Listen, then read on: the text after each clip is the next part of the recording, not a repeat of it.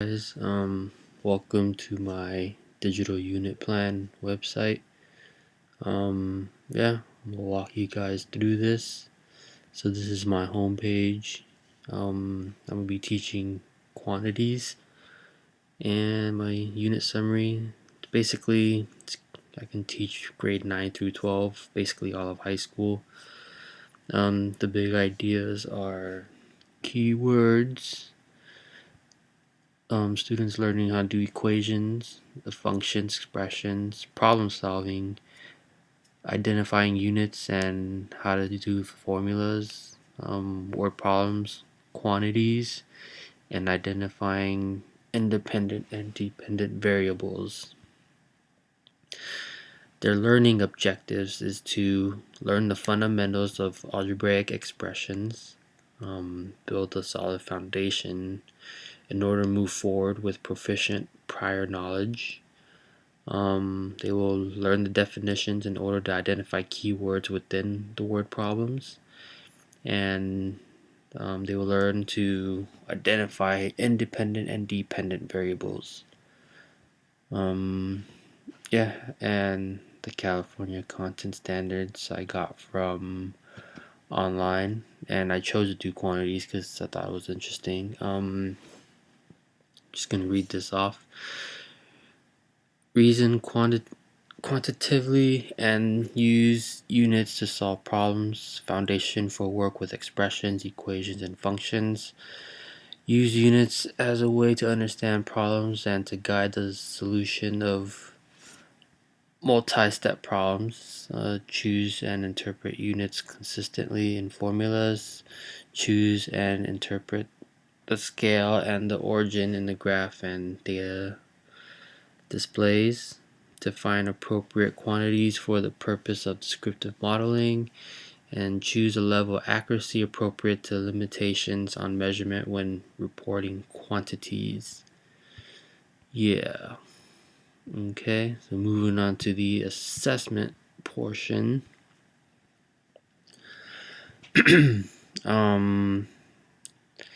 Student progress will be monitored through various assignments, discussions, quizzes, and tests. Again, I emphasize the solid foundation and prior knowledge will be implemented and emphasized for the student to be fully prepared to learn new material more efficiently.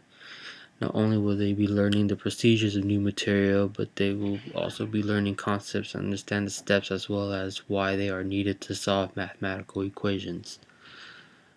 And I broke down the assessment plan into 3 parts. There's going to be the introduction, the formative instruction, and summative instruction.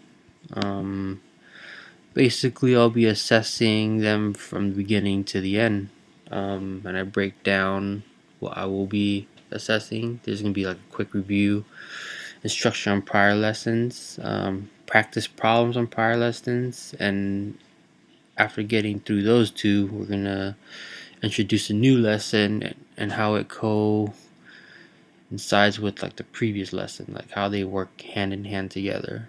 And then the formative instruction, implementation of the lesson plan in the planned out sequences. It pertains with the emphasis on critical thinking.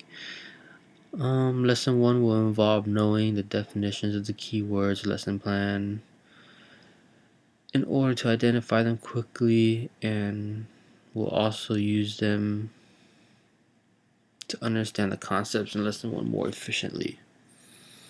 I'm not going to get into too much detail with all this, what it says, but here's my digital unit plan assessments.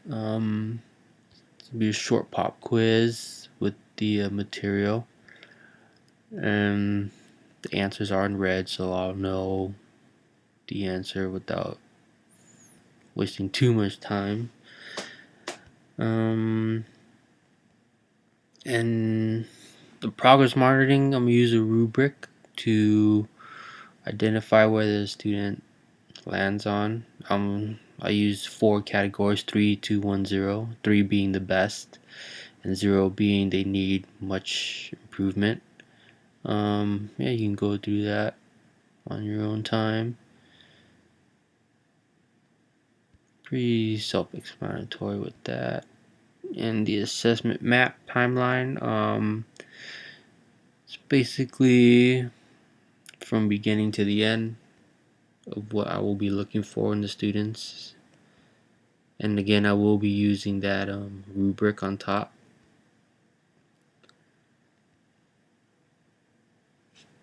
So all this you can see on the website, or you can, just download it.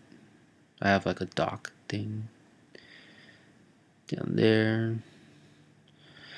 The assessment summary is just basically summing up what I'll be looking for. And that's practically it. Oop. Alright. Lesson 1. Provided are the teacher lecture and guided notes. So yeah, we can take a look at this.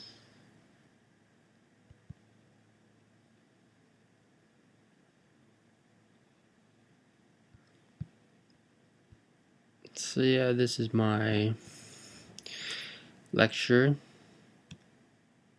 Go over PEMDAS and give some examples, definitions, and more examples, and try to keep it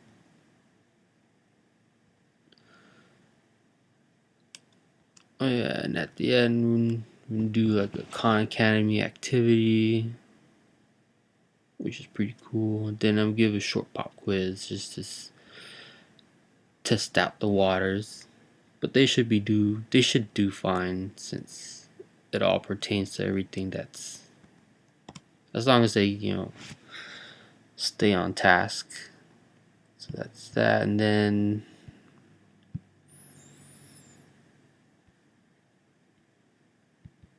this is guided notes to go with PowerPoint, so the students will have this, and then as we go for each slide, they're gonna fill in the blanks and whatnot. It's pretty cool. And they also have to take notes on the Khan Academy quiz at the bottom. Give them examples and what to do, or how they should perform the problem and whatnot. And yeah.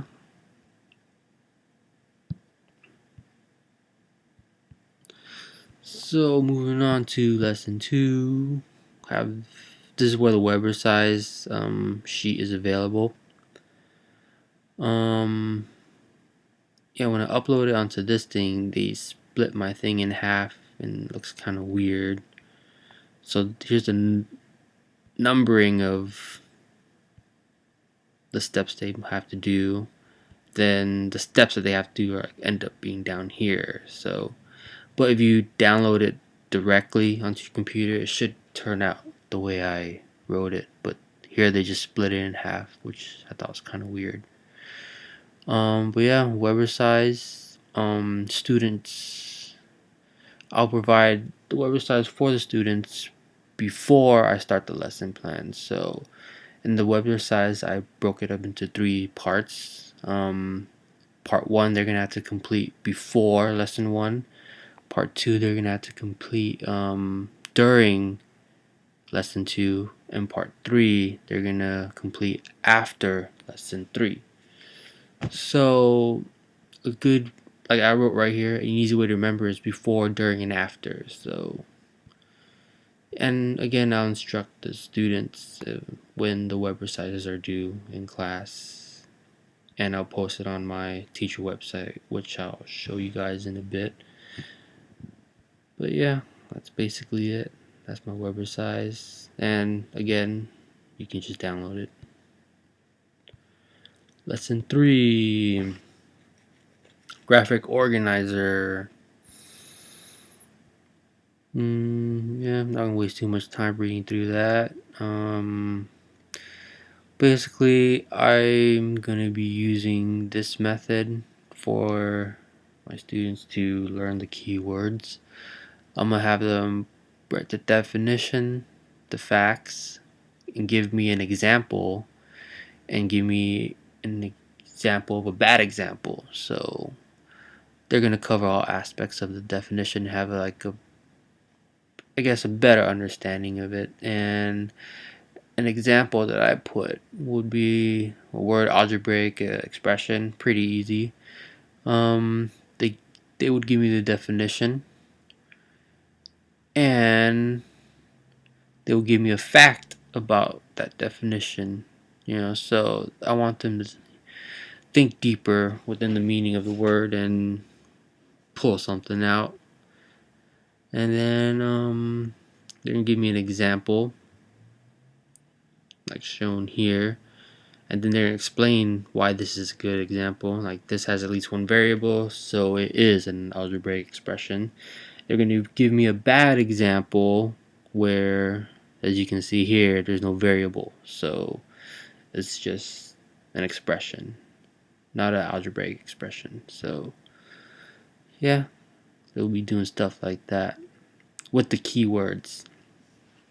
And the keywords, there's going to be quite a few of them, and each student is going to be doing a keyword, and after they're done, they're going to group up with other students with different keywords, so they'll be learning from each other, and there'll be lots of like peer-to-peer interactions and whatnot, which I feel will be very beneficial for EL learners. And here's a grading rubric of the graphic organizer.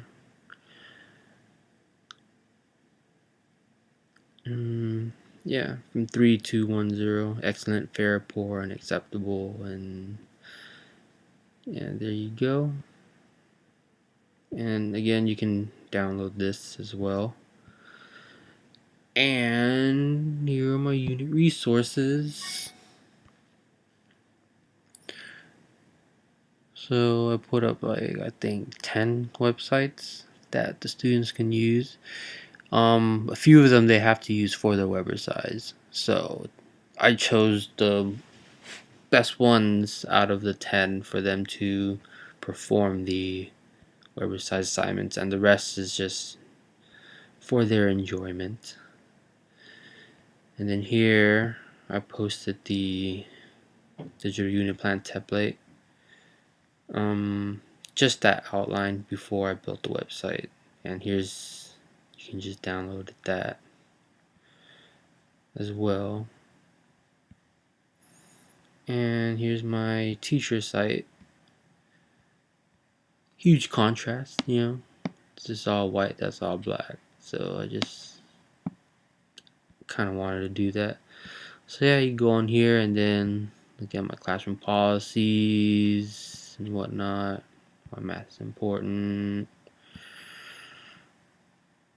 Yeah, and I also post like when assignments are due on the class calendar and whatnot. And there's a bunch of other stuff here as well. And yeah, that's that. Thanks for watching.